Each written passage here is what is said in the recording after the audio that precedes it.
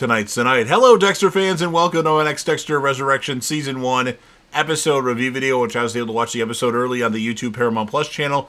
Before I talk about the episode, if you haven't watched the original 8 seasons of Dexter, the 1 season of Dexter New Blood, the first 5 to 10 minutes of Dexter Original Sin Episode 1, and the previous 3 episodes of Dexter Resurrection, then I highly suggest that you don't watch this detailed review any further to avoid any potential spoilers.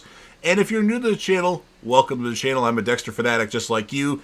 Join me in the comments section, as well as the legendary Crazy Coffee Man. We'll talk about the episode, what's your score, who's your character of the episode besides Dexter, and anything else that you want to add. And then last, but certainly not least, subscribe, motherfucker! With all that said, this will be Dexter Resurrection Season 1, Episode 4. The title of this episode is called Call Me Red, and this will be my review reaction recap after just finishing watching the episode. We start with Dexter testing out his dark passenger look with what Red used to block cameras from seeing his face. Harry tells Dexter he doesn't think he should go. Dexter's happy about going to a dinner party for serial killers. Dexter puts Red's thumbprint skin on his thumb. Dexter says he just needs one of Red's trophies. Harry says he can't stop him from going, but can urge him to be careful. And Dexter tells Harry he's tired of being careful. Harry says, what if they want to kill together? And Dexter says he'll be prepared for everything. Elsa tells Harrison to work on his customer service face, and then Harrison gets a call from Quentin's Jewelry Repair. The watch is ready. Harrison's like, I'm kind of busy right now. It's the watch that Ryan had that he gave him in the first episode. And then they offer to come bring it to him or bring it to Ryan. So Harrison's like, no, I'll come pick it up.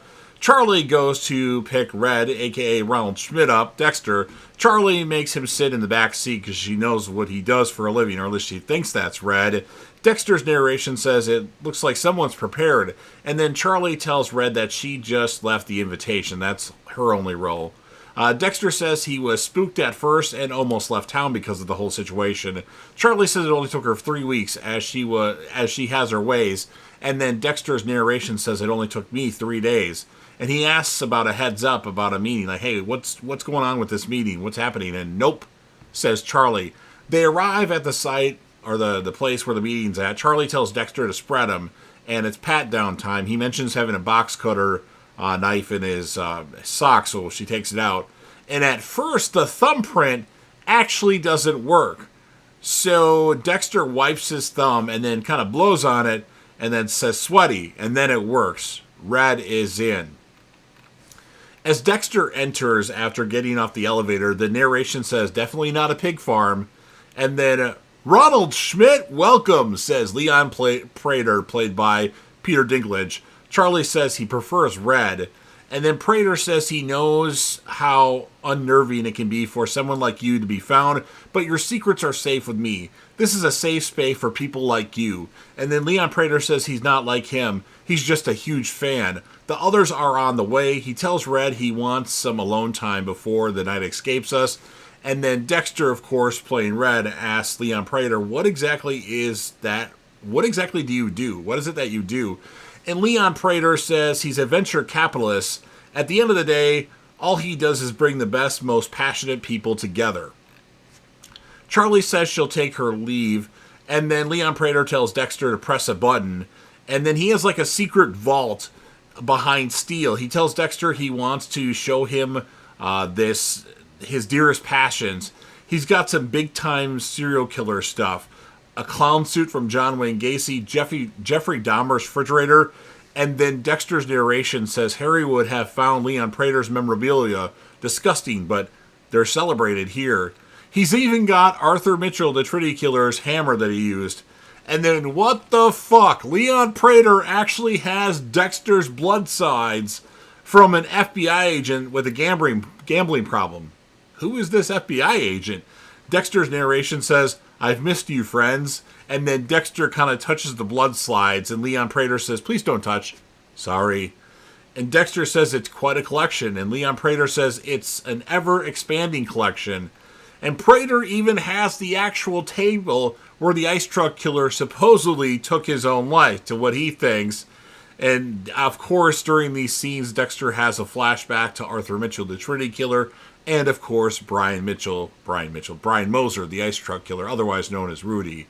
And then Dexter gets to meet Ponytail Guy, or the trophies, I should say. He gets to see the trophies of the ponytail guy and the tattoo collector, and then Dexter gives Prater Red's trophy, which is his first victim's ID with the blood stain on there.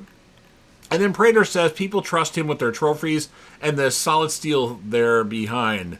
If someone enters the code wrong just once, an alarm sounds and Charlie will take care of the problem. Just a demonstration. Like Prater says, his secrets are safe with him. Charlie says Mia is here. And then Mia likes Leon Prater's wine collection. Who's the new guy? This is Red. Best known as the Dark Passenger, Mia is introduced as Lady Vengeance.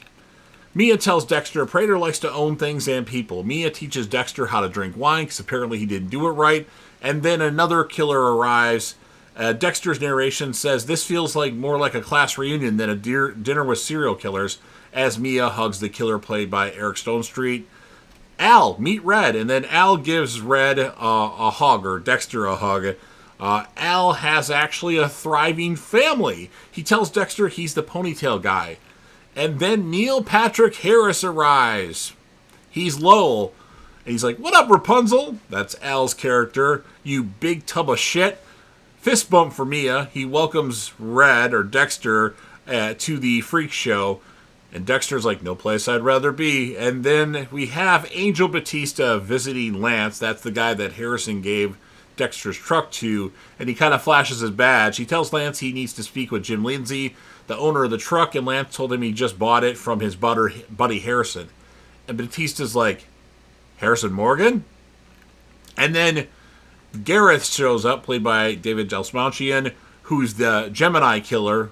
And then Harry wonders if Dexter is still planning on killing these guys.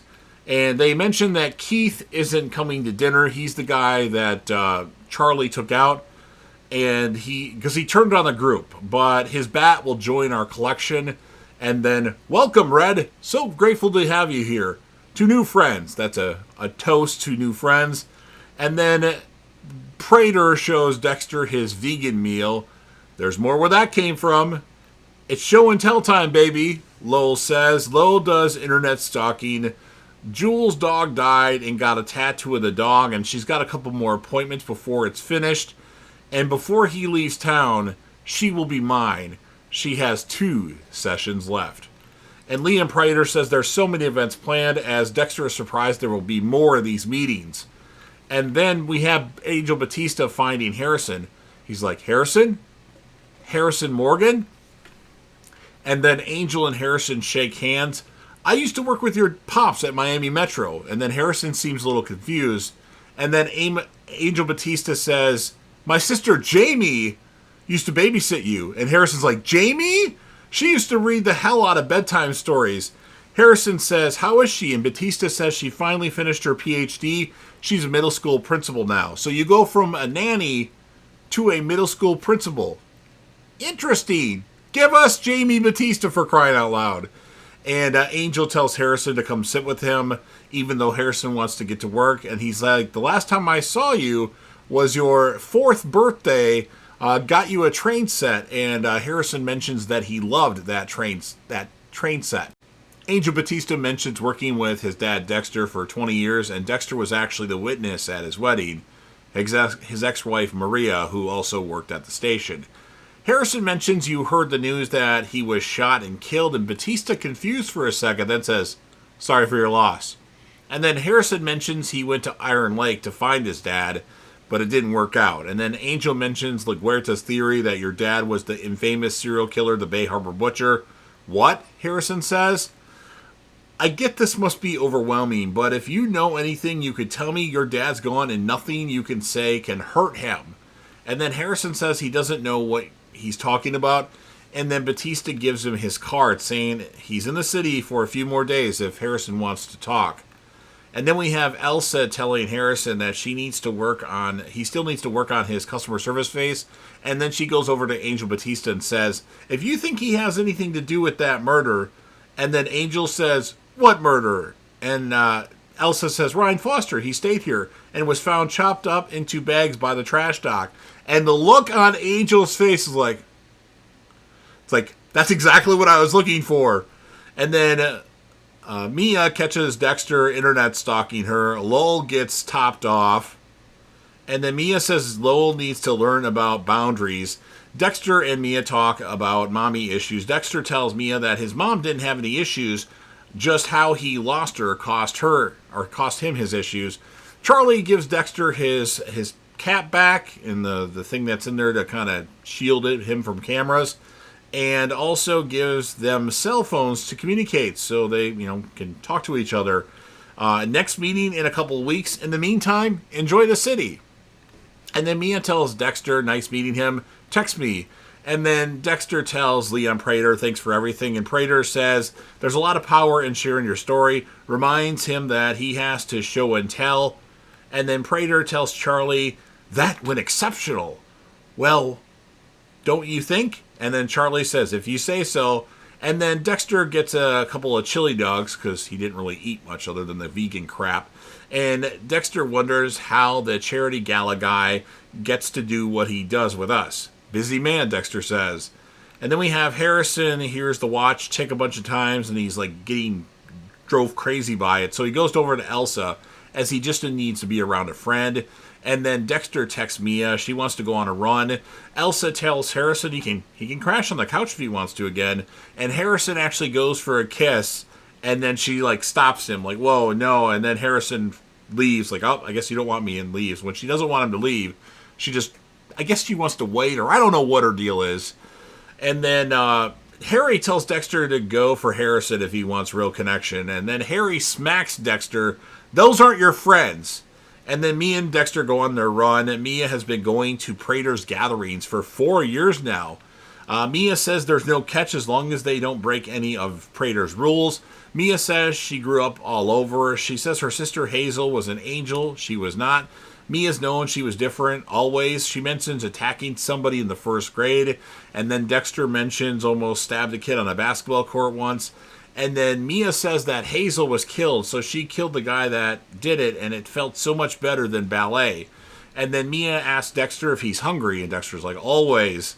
And then Mia asks Dexter if he's, or she invites him over to her Airbnb, and then gives Dexter some vegan donuts. And they look just awful, and shows Dexter her trophies. And she's going to take a quick shower. I think that was an invite for Dexter to join her, too. And then Harry questions Dexter showering with a serial killer. Harry says, remember happy hour with Lowell? And Dexter says something's come up to Mia as she's kind of around the corner in the other room. So Dexter meets up with Lowell, Neil Patrick Harris's character, and wants to take Lowell wants to take a rain check because tonight's the night, baby. The chick that he was going to kill got her tattoos all in one setting and didn't space them out because she has a high pain tolerance. So this next piece is a me thing, not a we thing. And then we have Claudette Wallace and Melvin Oliva are talking about Ryan's murder. And then Angel Batista shows up and wants to pick Detective Wallace's brain in a minute. And then she's like, how much time do you got? He's like, as much time as you need.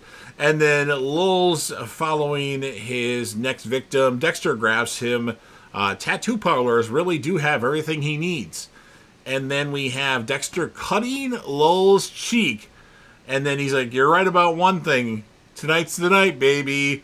And then Lowell doesn't seem to freak out like victims typically do. He says he knew this day would come eventually with all the murders that he's done. And he keeps the skins because he likes looking at them. And then Dexter says he's going back to basics. And then Lowell's like, that's your trophy? Pretty lame for someone that saws off people's heads. And Dexter says he's not really Ronald Schmidt. He's Dexter Morgan, the Bay Harbor Butcher. And then Lowell says, fuck, as Dexter stabs and kills Lowell. And then Harry mentions to Dexter that he never imagined that they'd be driving around with a chopped up body in his trunk. Dexter mentions to Harry, what if Harrison rather him stay dead? And then he goes to his place where he burns the body parts. Lowell, meet Red. Harry says it'll be suspicious when Lowell doesn't show up to the next meeting, and since he's the new guy, he'll be the natural suspect. Dexter says he'll figure something out. That is what I'm best at. Harrison briefly catches up with Lance, and then again, Angel Batista is waiting for Harrison. How about a cup of coffee?